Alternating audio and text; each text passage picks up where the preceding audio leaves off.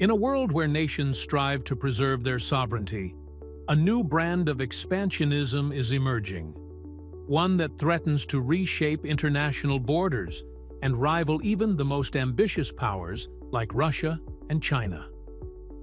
At the center of this audacious narrative is former U.S. President Donald Trump, a man whose bold rhetoric and grand ambitions continue to shape global discourse.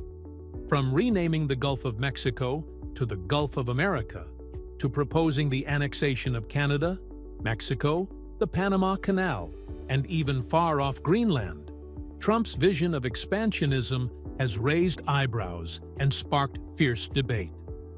Is this the return of manifest destiny, or a geopolitical strategy destined to trigger a domino effect of territorial grabs worldwide? Trump's vision of making America great again has always been about redefining the boundaries of what's possible for the United States.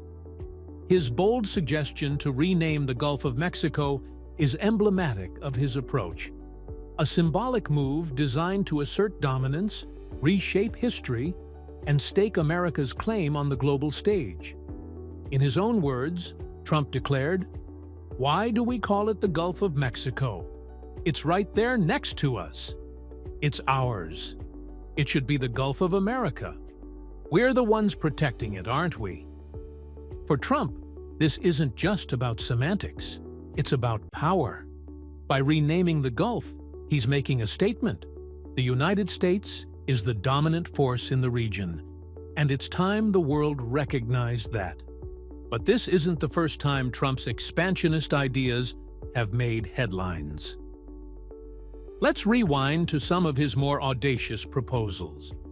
During his presidency, Trump floated the idea of annexing Canada, a country known for its vast natural resources, strategic location, and close cultural ties to the U.S.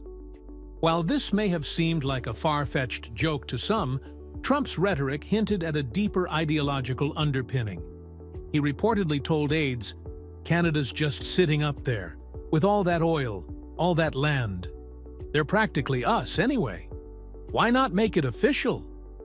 This rhetoric sparked outrage among Canadians and rekindled fears of American imperialism. For Trump, however, the annexation of Canada wasn't just about resources, it was about legacy. By uniting the two nations, he envisioned creating an economic and military powerhouse that could rival any global superpower. Next on Trump's wish list, the Panama Canal. A critical artery of global trade, the Panama Canal represents unparalleled strategic value. In one of his trademark off-the-cuff remarks, Trump reportedly mused, "The Panama Canal was built by Americans. It should belong to us. We're the ones who made it work." This statement echoes a long-standing sentiment in certain circles of American politics: the belief that the canal, transferred to Panama in 1999, is a vital asset that should remain under U.S. control. Trump's comments reignited debates about whether the U.S. should seek to reclaim the canal, further straining relations with Latin American countries. And then there's Mexico. For Trump, a country often portrayed as a source of illegal immigration and trade imbalances also represents an opportunity for territorial expansion. In speeches and private discussions, he hinted at the idea of annexing Mexico, framing it as a way to stabilize the region and bring its resources under U.S. control. Trump stated, "Mexico's government is weak. The cartels run the place. Imagine if America stepped in.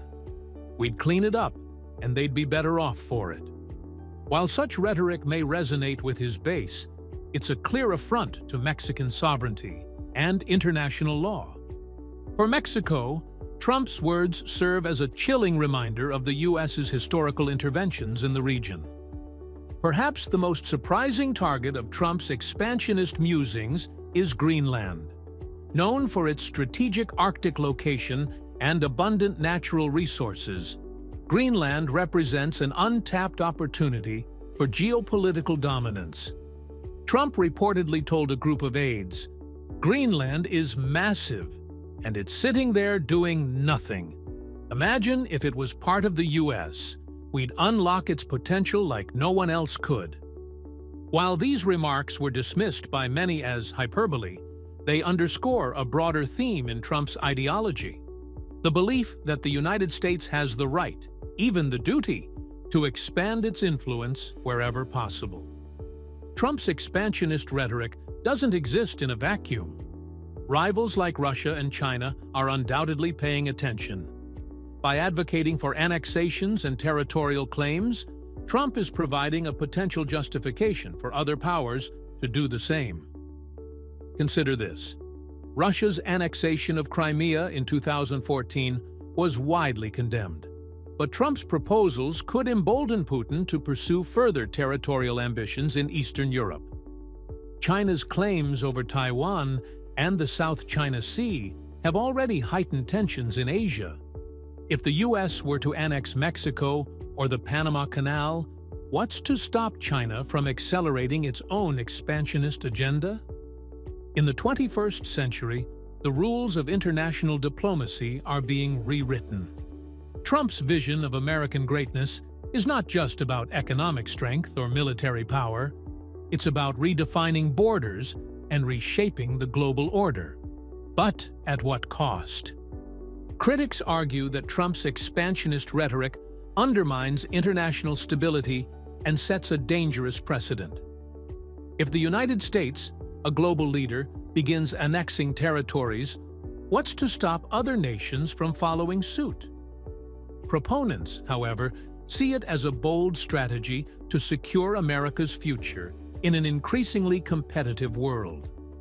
As Trump continues to shape political discourse, his expansionist ideology raises critical questions.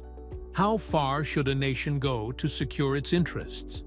What happens when the line between ambition and aggression is blurred?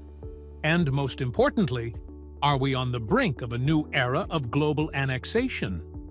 This is Polytiks, where we explore the stories shaping our world. Don't forget to like, subscribe, and join the conversation below.